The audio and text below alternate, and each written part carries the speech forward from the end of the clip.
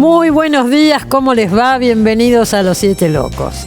Bueno, ustedes saben que hay autores que por ahí son muy conocidos en sus países, pero no llegaron hasta acá, no trascendieron, no tuvimos oportunidad de conocerlos. Una de esas autoras es la española Marta Sanz, que tiene más de 20 libros publicados en España, con premios muy importantes, que vino unos días a la Argentina y la quisimos traer al programa. Los libros se consiguen acá, pero no han sido divulgados. La verdad que para nosotros fue una especie de sorpresa, Marta Sanz, y con ella vamos a charlar hoy en el segundo bloque de este programa. En el tercero va a estar Marina Oibín, vamos a hablar de algunas muestras que están en este momento, muestras de arte en la ciudad de Buenos Aires, y empezamos con un excelente escritor argentino que acaba de sacar un nuevo libro de cuentos y ahí lo presentamos. Luciano Lamberti nació en San Francisco, Córdoba, en 1978. Licenciado en Letras, es autor, entre otros títulos, de El asesino de chanchos, El loro que podía adivinar el futuro, La casa de los eucaliptus y La maestra rural. Gente que habla dormida es su último libro publicado. Bueno, acá lo tengo, Gente que habla dormida, nuevo libro de Luciano Lamberti, que en realidad, Luciano, nuevo libro es la primera parte, hay 3 libros de cuentos dentro de esto, 2 que ya habían salido, entre ellos El asesino de chanchos, tan comentado, y ahora uno nuevo, ¿no es cierto? Sí, está ordenado inverso, o sea, cronológicamente, pero inverso, digamos, el más nuevo, después el segundo y al final el más antiguo, digamos, el que publiqué en el 2010. 2010, El asesino de chanchos. Después, sí, El loro que podía adivinar el futuro. Esos dos libros no se conseguían. Se conseguían poco, estaban publicados en Córdoba hace un tiempo en una editorial chica y se conseguían poco, y ahora espero que con esta nueva publicación lleguen como a un público más amplio, ¿no? Sin lugar a dudas. Pequeños robos a la luz de la luna es el nuevo libro. Yo lo leía y pensaba, el primero es de 2008, decís. 2010, 2012 y 2022. Y 2022. Es como una misma historia que se continúa en un punto, ¿no es cierto? Yo no vi, viste, qué sé yo, vos lees algo de un autor que tiene 10 años y por ahí ves cambios. No sé, yo soy el menos indicado para saber esas cosas. ¿Qué sé yo? No, es que en un punto yo escribo las historias y las suelto, y después son los lectores los que me van marcando esa clase de coincidencias. Claro, bueno, están las historias de Pueblo Chico, ¿no es cierto? Esas están en todas partes. El primer libro, El asesino, es un libro que yo escribí, un poco, es un libro sobre el menemismo, digamos, sobre mi experiencia. Pero te dicen, yo leía por algún lado que te dicen su literatura es política. Vos decís, no necesariamente, ¿es política? Sí, puede ser interpretada así, no creo que sea la única interpretación posible, pero sí, en gran medida es política en el sentido de que un paisaje puede ser político, ¿no? Claro. Lo que yo hice, lo que quise retratar en ese primer libro era el paisaje que había dejado el menemismo de destrucción, de falta de esperanza y de angustia, pero visual, de un modo visual, ¿no? Pensando en los paisajes en los que yo mismo me había criado en San Francisco, ¿no? Seguro. Ahora, el elemento de terror, el elemento de terror, porque se dice Luciano Lamberti escribe terror. En los últimos cuentos hay algunos que sí hay terror, en otros el terror es mostrar una vida cotidiana. Ya está, ahí está el terror, ¿no? Sí, qué sé yo, el terror hoy no tiene límites muy precisos, ¿no? Por eso, me gustaría hablar un poco de eso. No, es algo más bien abierto, más bien que cada uno lo asimila como puede, ¿no? Dentro de sus gustos y de su propuesta personal. Un periodista hace un rato me preguntaba por qué un libro de género como es Pequeños Robos está encabezado por una cita poética de Nicanor Parra. Nicanor Parra. Y incluso el título es parte de un poema de Nicanor Parra que se llama La víbora, que es impresionante. A la luz de la luna, realizar pequeños robos. Me encanta. Nicanor misterioso Parra. Y sí, ¿no? Enigmático y potente. Nadie diría que es un escritor de terror, Nicanor Parra. Para nada, pero para mí la literatura es una, no es que hay literatura de terror, literatura ¿no? Que uno la toma como con lo que es uno, sin necesidad de encasillarse en un género. Obviamente uno va esperando determinadas cuestiones a la hora de comprarse un libro o de leer cuentos de determinados autores, sí. Pero dentro de eso las posibilidades son infinitas. Son infinitas, porque yo pensaba, por ejemplo, bueno, después vamos a hablar de Soy el hombre de la máscara o de la avispa. Hay uno que son cuentos muy viejos esos, ¿no? Como... ¿Cómo? Este es el libro nuevo. Sí, pero son cuentos que yo tenía de una serie que no había publicado nunca. Y que decidí integrar a este nuevo libro, ¿no? En realidad, a mí mi editora me pide que sume algunos cuentos nuevos y termino publicando un libro nuevo, ¿no? Directamente. Claro. Pero algunos son cuentos viejos y otros son más contemporáneos. Y hay una cuestión que es que mezclo realismo con ciencia ficción, con fantástico. Porque algunos autores que a mí me interesan, como Edgar Keret o Neil Gaiman o la misma Samantha Schweblin, lo hacen. Y me parecía que mezclar como diferentes tónicas dentro de un libro, siempre que tenga mi firma, sí. Ya era posible, ¿no? Como mezclar. Por ejemplo, mira, estoy mirando, El cometa Halley se llama un cuento, ¿no? Sí. Es un enamoramiento y el fin del amor. Uh-huh. Uno diría, ¿dónde está el terror? ¿En eso está el terror? Bueno, no todos los cuentos son específicamente de terror. Por eso digo. Sí. Sí, hay cuentos que simplemente trabajan con la extrañeza. Hay un cuento que se llama La mosca de la fruta, uh-huh. que a mi criterio es uno de los mejores del libro. Es un cuento, sí, sobre la adolescencia. Sobre la adolescencia, pero en un colegio técnico, muy machista, muy violento, ¿no?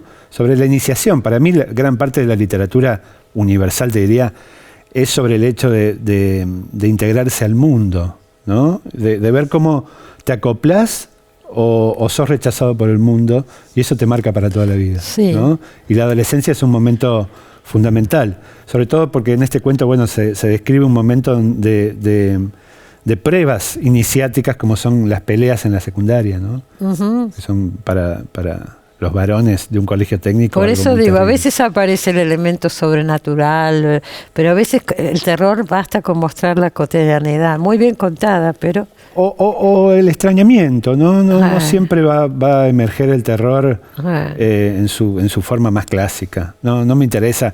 Yo escribo un poco lo que me sale, ¿no? Claro. No escribo con una especie de estandarte. Pero viste que hay una tendencia, y las editoriales lo fomentan también, a encasillar un poco. Libros de terror, libros de tal cosa. Problema de las editoriales. Problema de ellos, ¿no? No, sí, yo hago lo que... la literatura es mi espacio de libertad total, ¿no? Qué bien. En todos los otros ámbitos tenés alguna restricción, pero en literatura podés hacer lo que quieras. Está la hoja, vos, y ahí... Podés hacer lo que quieras. ¿Quién pone el límite? ¿No? En el fondo, si no sos muy conocido, que ya empiezan como determinadas cuestiones de censura, de corrección política, podés hacer lo que quieras. Y eso es lo maravilloso. Es una parte de tu vida donde existe el concepto de libertad. Vos me acuerdo una vez que viniste acá, me contaste que desde chiquito dijiste que ibas a ser escritor.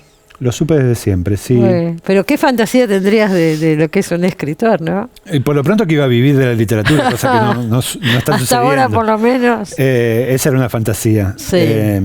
Sí, uno tiene la fantasía más de, como dice Aira, ¿no? Más de ser escritor que de escribir, ¿no? Y uno es completamente ignorante de todo lo que cuesta ser escritor o tener un texto más o menos potable, publicable.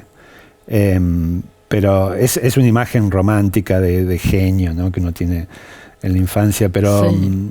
me gustó haber recorrido este camino de pasar de imaginarme de ser escritor a serlo. Me parece que es maravilloso. ¿Y cuándo se produce ese momento en que uno dice soy un escritor?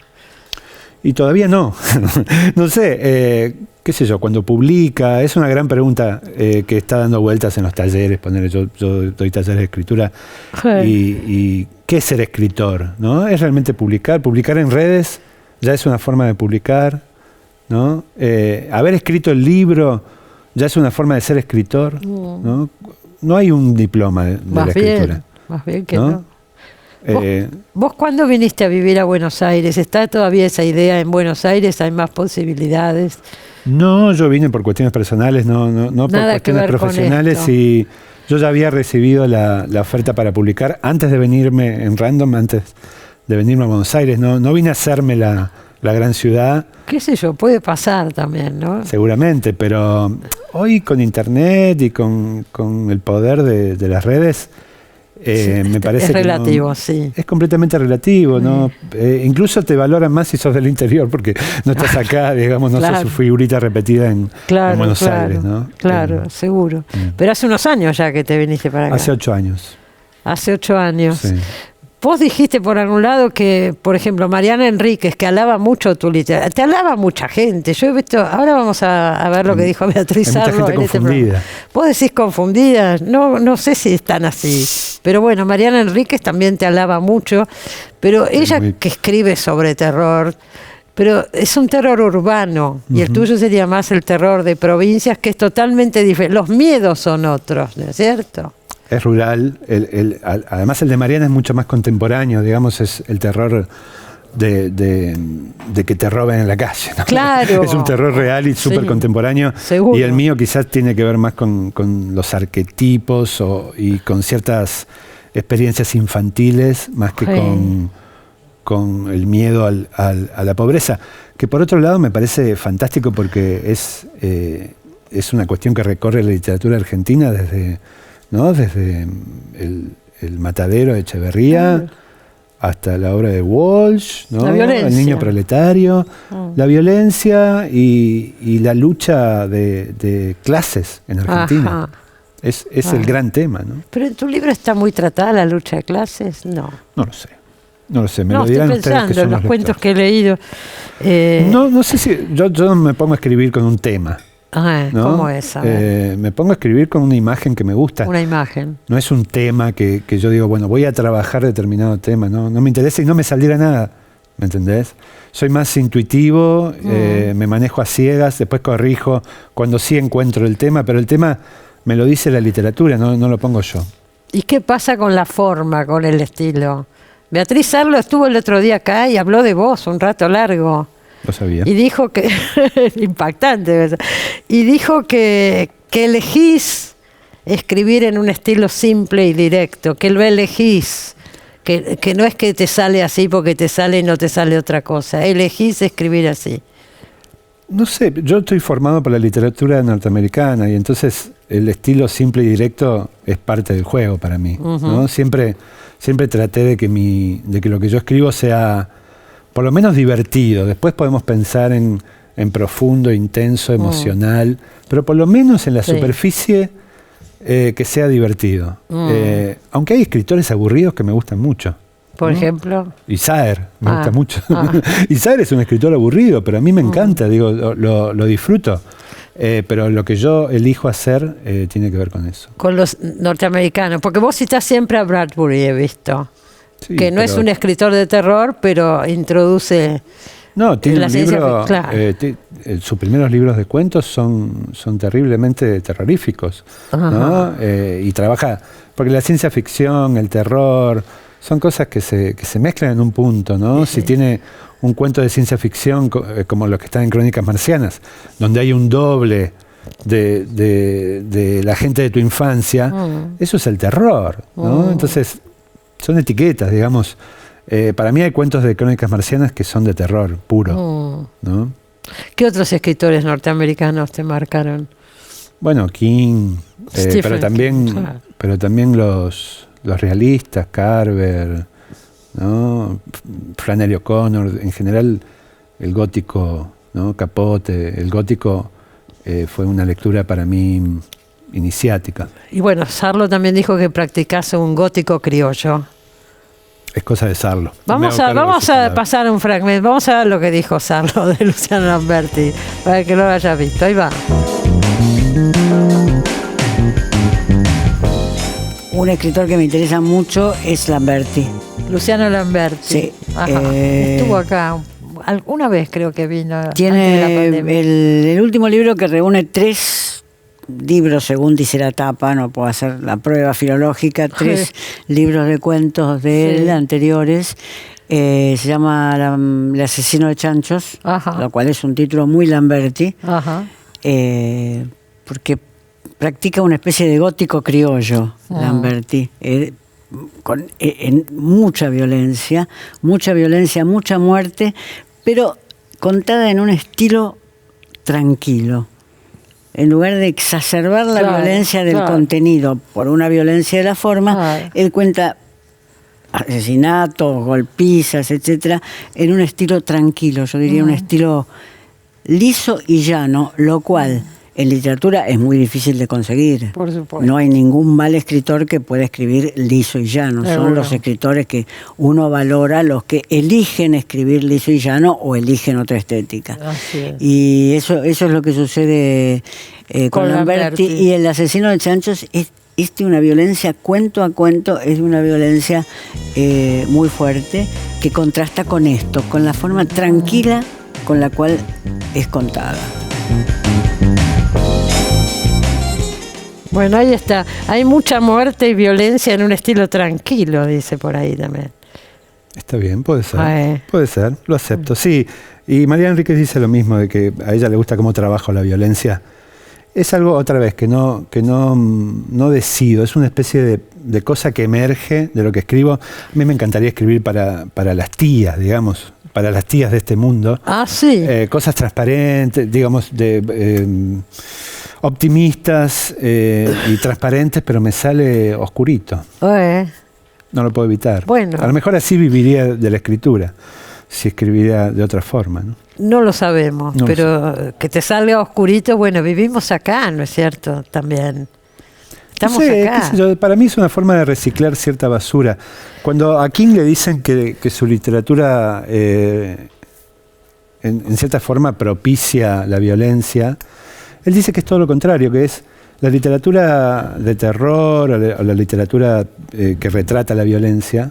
Es una forma de experimentar la violencia sin tener que experimentarla en la vida, ¿no? Como la misma función que tenía la tragedia entre los griegos, que era la de hacer catarsis, ¿no? Y desinflarnos un poco para después enfrentar de nuevo este extraño mundo. Los cuentos infantiles. También, ¿no? Sí, una forma de procesar esa violencia y eso que no se puede decir, ¿no? Que no se puede expresar, sobre todo cuando uno es un niño. Sobre todo cuando no es un niño. Hay cuentos buenísimos en este libro. Me gustaría marcar algunos. Hay uno que se llama Gers. Gers es no el sé nombre por qué que le puso Dante, que es el hijo de mi mujer, a una especie de entidad que imaginábamos en casa. Eso viene de un caso real. Claro, él me dio el título. Claro. Le puso ese título. Los chicos en general se inventan un ser imaginario. Que soy profusamente padre, estoy recordando lo que era el miedo infantil, que es un miedo que a veces no tiene objeto. No es un miedo a algo específico, sino es miedo a lo que podría estar detrás de la puerta, ¿no? Claro. Y me parece el miedo más atávico tremendo. Y más más profundo. Y más profundo, porque es miedo al miedo, de alguna forma. Es que es eso. No, es que porque no es un monstruo a lo que le tienen miedo, sino una especie de presencia que está ahí, ¿no? Una presencia que está ahí. Ya digo que no todos son así. A veces hay miedos muy concretos en este libro que no se salen de lo realista para nada. Pequeños robos a la luz de la luna. ¿Qué es? Es una relación de pareja enferma, ¿cierto? Increíblemente tóxica. Tóxica, esa es la palabra. Me gusta explorar esa clase de relaciones, porque uno tiene cuestiones preconcebidas acerca de lo que es el amor, o de lo que son las emociones en general.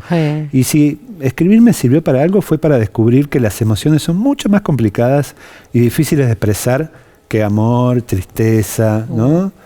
Las emociones que creemos puras y que a veces cuando uno empieza a escribir alude a ellas pero sin pensar realmente en cómo son, ¿no? Porque lo que sentimos es una especie de bola ¿no? De gatos, toda entremezclada, de muchas emociones juntas y de sentimientos, y ningún sentimiento, sobre todo el amor, es tan puro como lo presentan las películas, ciertas películas, ¿no? Y ahí quería explorar esa cuestión del amor como algo que también puede ser humillante y puede ser espantoso. Bueno, hay un montón de cuentos acá excelentes. Recomendamos, por supuesto, este libro, ¿no? Y El asesino de chanchos, que ya es como un clásico del género, ¿eh? Bueno, sí, gracias. ¿No es cierto que sí? Me alegro que estén... la cara que me alegro que estén... que se hayan reeditado, ¿eh? Yo también. Precioso libro. Bueno. Nos trajo Luciana Lamberti también su libro Los Abetos, que no circuló tanto. Yo la verdad que no lo había visto.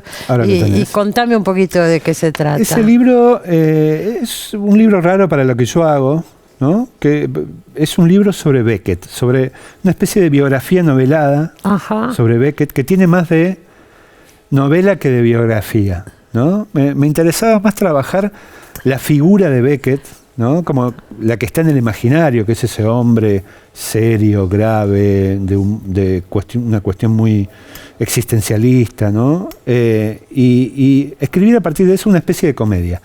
Es un libro que trabaja sobre Beckett y sobre la imposibilidad de escribir de Beckett, pero en tono de comedia. ¿Y por qué se te ocurrió hacerlo? No tengo idea.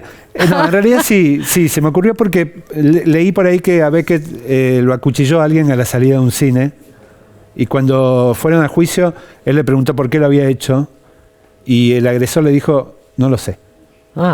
Y que a partir de eso escribió el grueso y lo mejor de su obra. ¿No? A partir de ese no lo sé. Y me pareció fantástico, me puse a investigar. El que te interesó era el agresor, me parece. Sí, y además porque a partir del absurdo y del sinsentido, puede pensar toda su escritura, ¿no? Sin duda. Bueno, se consigue también Los Abetos. Acaba de ser reeditado. Acaba de ser reeditado. Acuérdense, Los Abetos de Luciana Lamberti y, por supuesto, Gente que habla dormida. Gracias por haber venido, Luciano. A vos. Un placer. Nos vamos al corte, ya volvemos.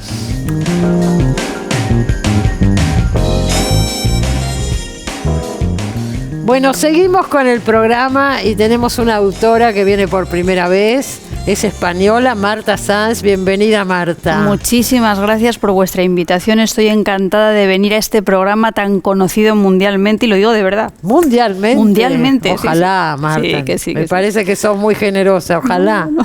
Por lo menos debe ser un récord de permanencia, esto seguro. Bueno, Marta, has venido invitada por la Embajada de España. En la Argentina no conocemos demasiado tus libros, por eso me pareció una oportunidad para conversar.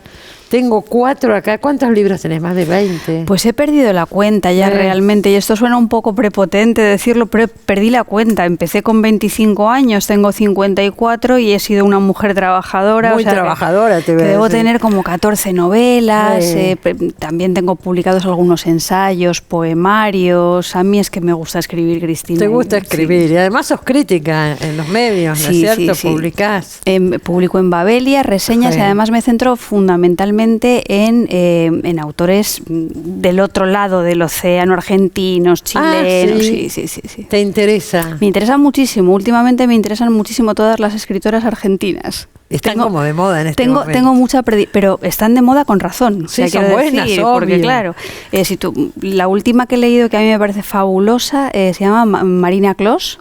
Sí.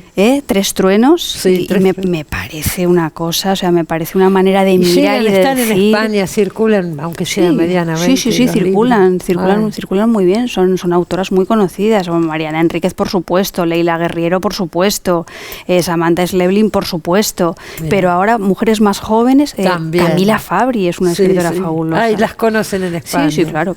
Son buenas noticias. Hombre, claro.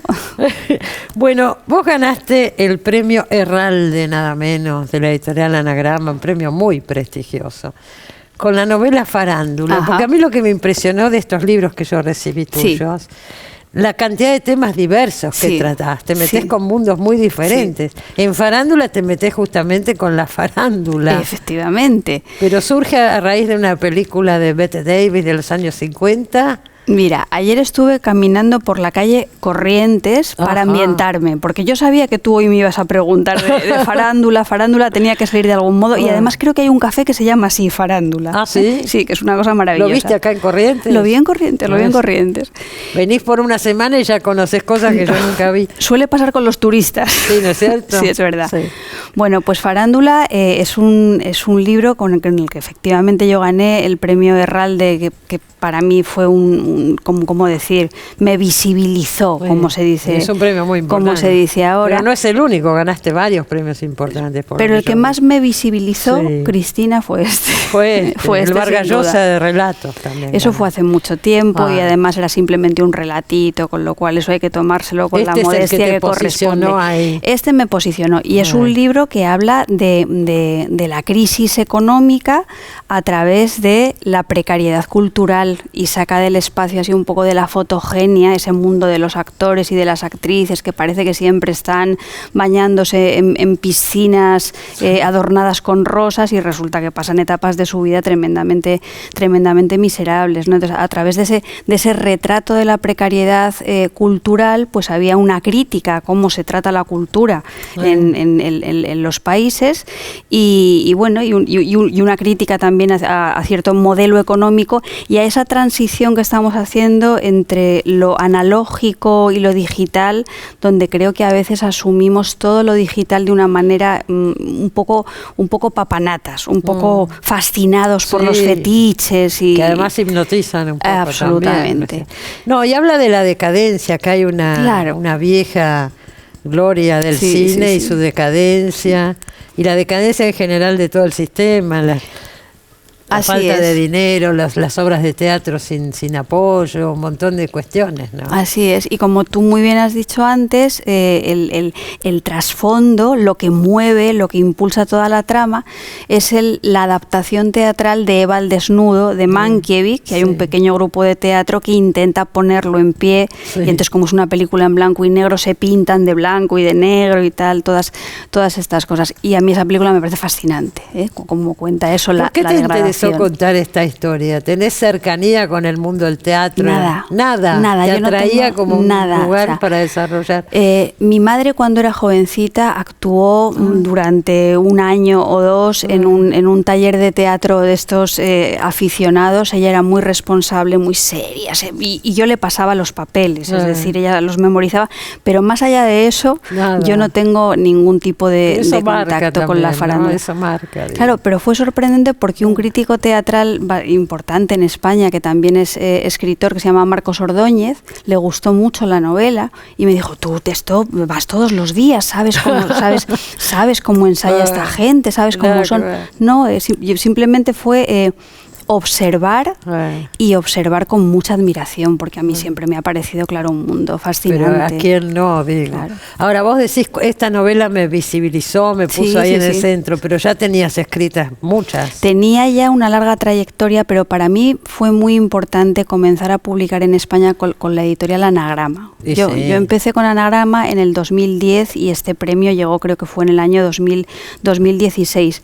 Pero hay mucha gente que solamente tiene memoria de mí a partir del año 2010. Claro. No recuerdan los libros. Yo empecé a publicar en el año, espérate, con las fechas soy fatal, 1995. Y bueno, pero es que es así, acá pasa lo mismo. Una editorial importante, y esta es muy prestigiosa además. Claro, y además yo estoy muy contenta y me tratan muy bien. Y te siguen tratando bien. Me siguen tratando muy bien. Pese a todo, cambió todo.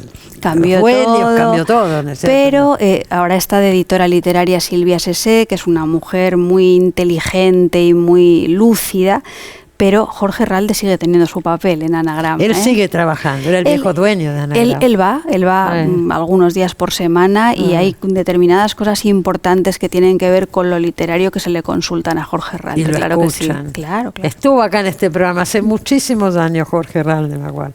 Pequeñas Mujeres Rojas es una novela policial. Sí. Y por lo que leí, es una trilogía. Efectivamente, es la trilogía. Con un detective gay, ¿es así? Absolutamente, Cristina. Bueno, yo digo y tengo miedo.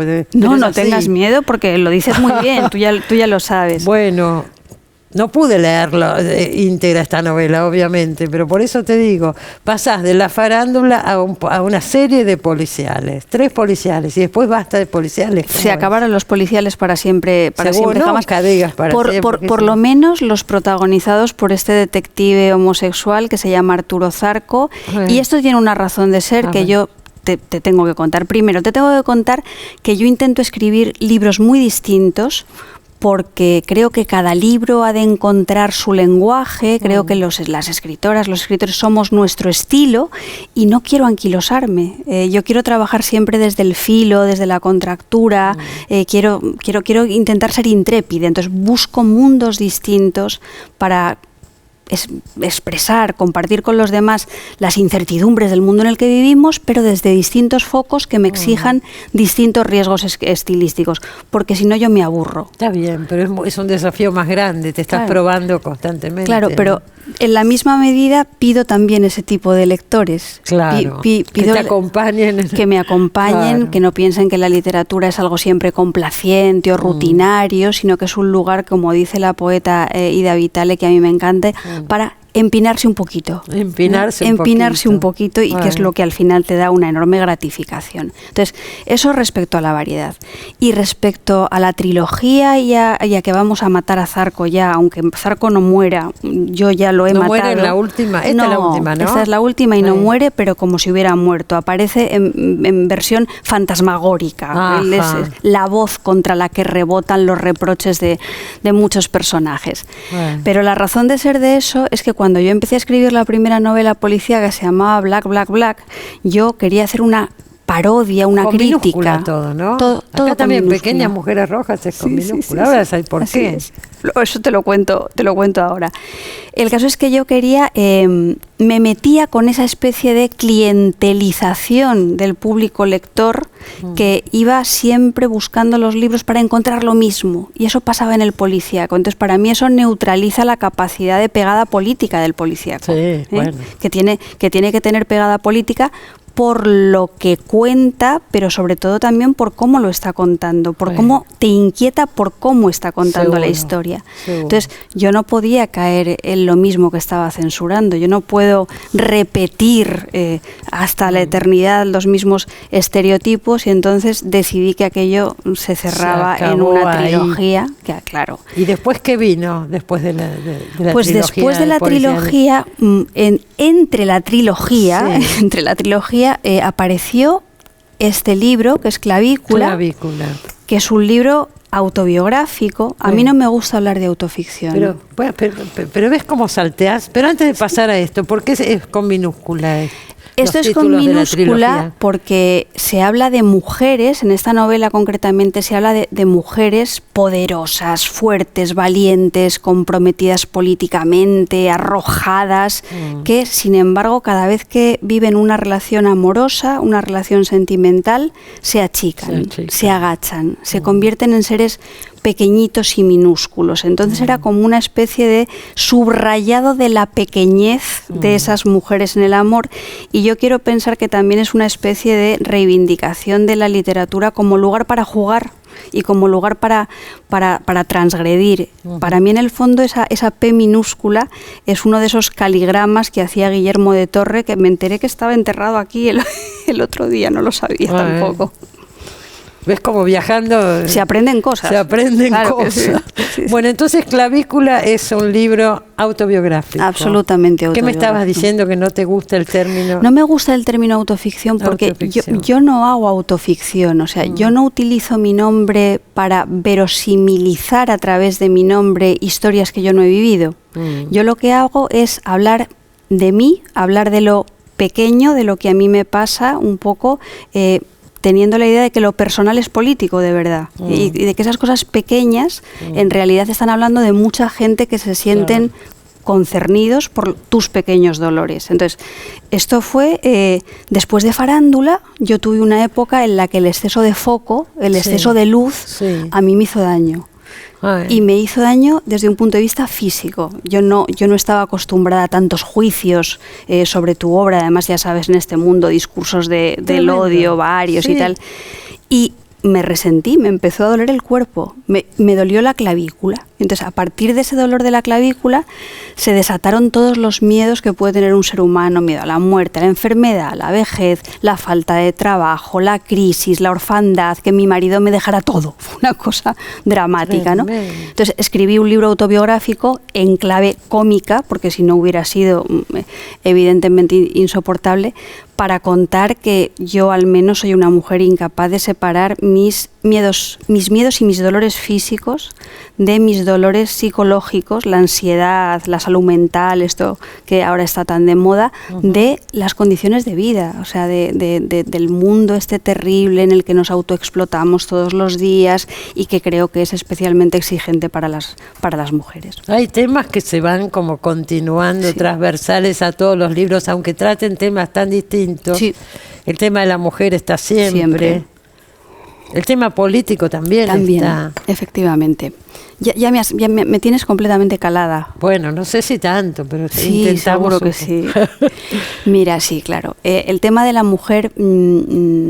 Yo soy la que soy. O sea, sí, quiero decir, yo creo que quienes escribimos no nos podemos separar de el mo autobiográfico, sí, y dentro de ese mo autobiográfico que lo coloniza todo muchas veces, pues está el hecho de que yo soy una mujer, que nací en Madrid, que tengo 54 años, que soy heterosexual, que vengo de una familia de izquierdas, que somos agnósticos, por no decir ateos. Entonces, todo eso cristaliza en los problemas que te interesan, que al final tú abordas en los libros, ya sea de una manera autobiográfica o ya sea a través de las máscaras de la ficción. Entonces, eso siempre está ahí. Y luego yo creo que hay algo que también siempre está ahí, que es eso, la preocupación política, porque yo entiendo que la literatura se inspira en lo real, pero al mismo tiempo construye realidad. Y en ese sentido soy muy optimista respecto a las posibilidades de la palabra literaria de transformar, aunque sea a pequeña escala, las cosas que en el mundo va mal. Y otra constante en mis libros es el cuerpo. Yo, por ejemplo, Clavícula comienza con una frase de Marguerite Duras que dice: escribir es encarnizarse. Sí. No se puede escribir sin la fuerza del cuerpo, ¿no? Entonces yo siempre en mis libros hay por una parte creo que el cuerpo es un texto.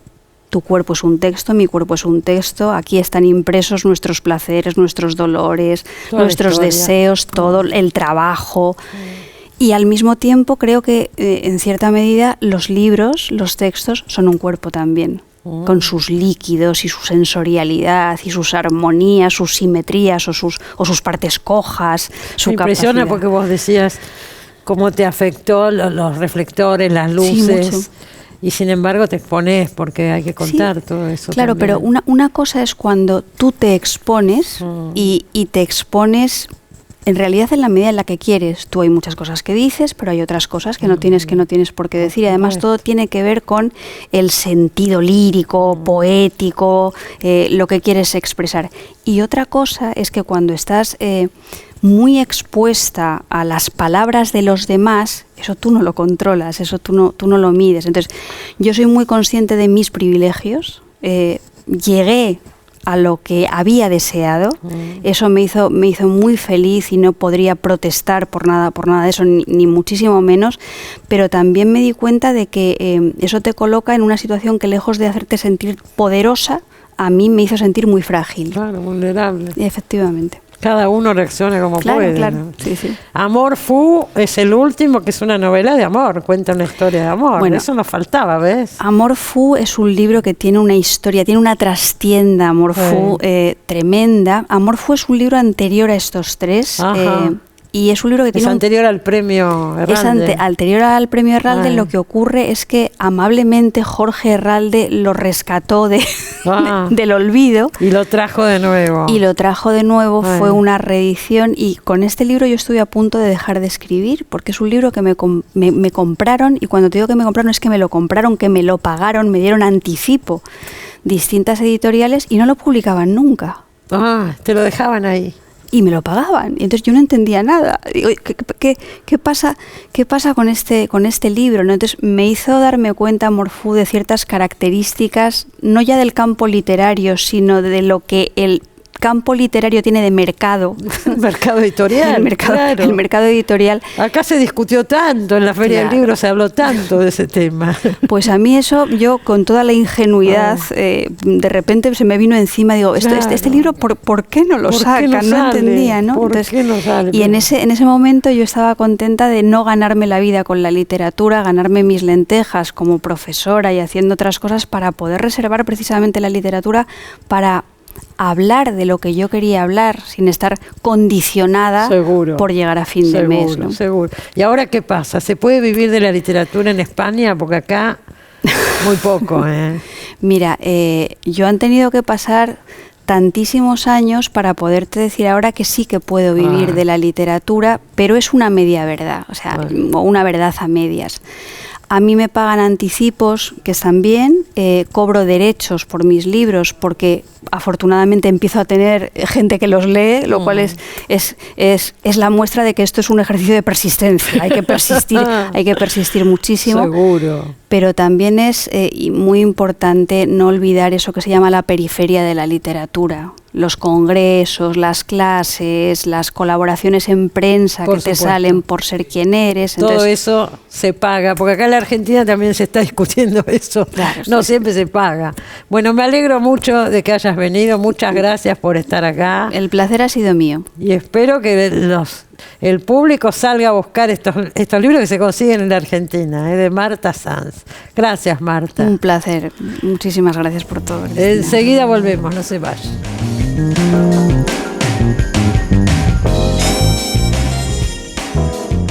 Último bloque del programa, vamos a hablar un poco de arte ahora. La tenemos a Marina Oibín. Hola, Marina. ¿Cómo estás, Cristina? Muy bien, ¿cómo estás vos? Sé que nos vas a hablar hoy de 2 muestras. La primera es en la Casa del Bicentenario, ahí en Riobamba, al 900. Es una mega muestra, ocupa 3 pisos, se llama Las Horas del Deseo y conjuga distintos artistas de todo el país, es bien federal, son 80 artistas que presentan pinturas, esculturas, video, performance y que en cierto modo adelantan temas que después estuvieron en la agenda social. Por ejemplo, se puede ver de Ana Gallardo un video que ella hizo en forma clandestina. Ella estaba haciendo dentro de su proyecto que trabaja con el tema de la vejez. Sí, cómo no. Grandes trabajos ha hecho sobre la vejez, Ana Gallardo. Y en este caso iba a hacer un trabajo en un geriátrico en México donde viven mujeres que habían sido prostitutas. Ya tenía su idea, pero cuando llegó la directora de la institución le dijo que tenía que hacer un trabajo social de 70 horas cuidando a alguna de las mujeres que estaban ahí. Por lo tanto, tuvo que cuidar a una mujer que estaba totalmente paralizada. Primero dudó porque, bueno, no sabía cómo tratarla. Finalmente acepta y termina haciendo este video clandestino que es maravilloso porque simplemente muestra la mano de Estela y la de ella y lo que ocurre en esa relación a partir de un video que es imperdible. Es muy talentosa Ana Gallardo, sí, cómo no. También está exponiendo ahora en el Parque de la Memoria. Hay también muchas obras vinculadas al cuerpo, por ejemplo de Claudia Fontes, que presenta una escultura en una caja de cristal muy bella, que son 2 personajes que se abrazan. Claudia Fontes es la artista que nos representó en la Bienal de Venecia hace unos años, es excelente. Ella vive en Inglaterra, ¿no es cierto? Vive en Inglaterra y esta obra tiene que ver con eso, con la noción de extranjería, ¿no? De la que ella misma es parte, y que pone en tensión con esta obra, que son estos personajes que se integran y se hibridizan de algún modo con la naturaleza, y está vinculado, ella vive en un lugar un poco apartado en las afueras, donde hay muchos bosques y hay vegetación, y toma este tema. También hay obra de Flavia Darrín, que hemos entrevistado. Flavia Darrín estuvo ahora en la inauguración de la Feria del Libro con unas instalaciones sobre boquitas pintadas de Manuel Puig. Ah, mira, no lo vi, qué hermoso, qué hermoso. En la noche que la feria es gratuita, el primer fin de semana, aparecieron estos personajes de Flavia Darrín, sí. Pero después no quedó la instalación, ¿o sí? Porque no. Fue en el momento de la inauguración. Que yo sepa, no quedó.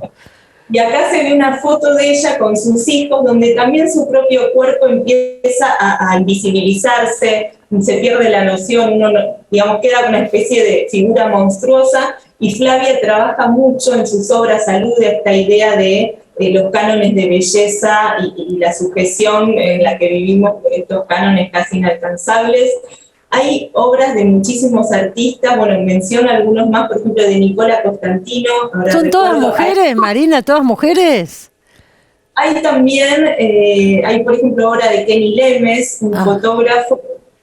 Hay variado, hay muchas mujeres, es verdad, porque el tema de feminismos y identidades, pero en estos feminismos han incluido a diversidades, digamos, hicieron un trabajo de investigación. Eva Greenstein, que es la curadora, tuvo en cuenta todos los detalles de la última década, por eso habla de feminismos más que de un feminismo. Hay obra también de Kenny Lemes, de Nicola se puede ver también, que estamos hablando de la Bienal, lo que ella presentó cuando nos representó en la Bienal de Venecia. Un trabajo sobre Eva Perón. Y ella encarnaba a Eva Perón, y ella también, el tema del cuerpo, que es central en esta exhibición, lo toma desde sus inicios. Recordemos sus animales, sus terneros embalsamados, sus nonatos también, cerdos momificados, trabajó con su propio cuerpo. Mucho. Se hizo una exposición y se... Nicola Costantino no hizo esa exposición con la grasa que le sacaron en una lipoaspiración, por ejemplo. Los jabones de Nicola, ¿te acordás? Sí, claro. Y poniendo en manifiesto estos cánones, estos parámetros tiranos de belleza que sufren las mujeres con su propia grasa. Esta muestra sigue unos cuantos meses, tengo entendido, ¿no? Tal cual, hasta septiembre hay tiempo para verla, vayan con tiempo para recorrerla, porque son 3 pisos, con muchísima obra, 80 artistas de todo el país, así que hay que verla con recordemos que es en el Museo de la Casa del Bicentenario, en Riobamba 985, acá en Capital. Y tenés otra muestra más. Sí, esta también, hablando de un tema parecido, bueno, del erotismo, que también lo toca en esta exhibición, se descubrieron 12 dibujos inéditos de Berni que se exponen en la Galería Vasari. La muestra se llama Berni Erótico. Mirá. Y realmente es un hallazgo del último tiempo, porque estos trabajos, a diferencia de otros de los últimos 5 o 6 años que se hallaron, que también eran eróticos, no tienen la factura de un boceto, sino que son obras absolutamente terminadas, de una gran riqueza. Sí. Y pueden ver estas escenas de interiores, también en exteriores de parejas, sexo explícito. Y algo que me pareció muy interesante que menciona Marcelo Pacheco, que escribió el texto curatorial, es que acá Berni hace un uso muy inteligente del concepto de cuerpo sin ropa, ¿no? Cuerpo sin ropa. Sí, son personajes que están por ahí con el pantalón bajo, con las medias red o con ropa interior, y con esto potencia Berni esta idea de una escena prohibida, ¿no? Oculta, y al mismo tiempo, permite que se vea aún más estos personajes que están desnudos. La Galería perdón, sí, Marina. Sí. La Galería Vasari, estaba diciendo, está en Esmeralda 1357, ¿eh? Y esta muestra sigue un tiempito más, hasta el mes que viene, creo, ¿no? Tal cual, sí, hasta el mes que viene. Berni Erótico. Son pequeños dibujos, y pensemos que esto para la época en la cual la hizo, en los años 70, era imposible mostrar esta obra.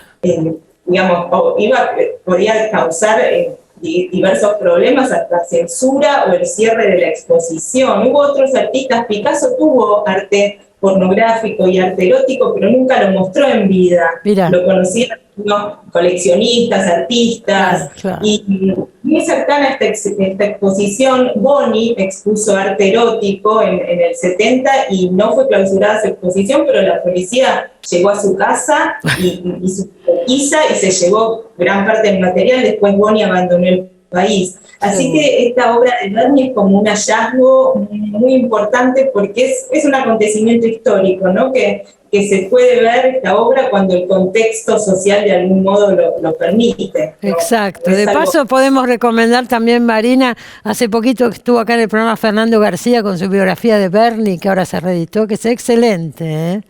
De paso Sí, lo recordamos. Tan especialista también como... Impresionante. Bueno, me tengo que ir, se terminó el programa. Gracias, Marina. Nos vemos pronto. Cristina. Hasta pronto. Bueno, nos vemos la semana que viene, se terminó el programa. Muy buena semana para todos. Chao.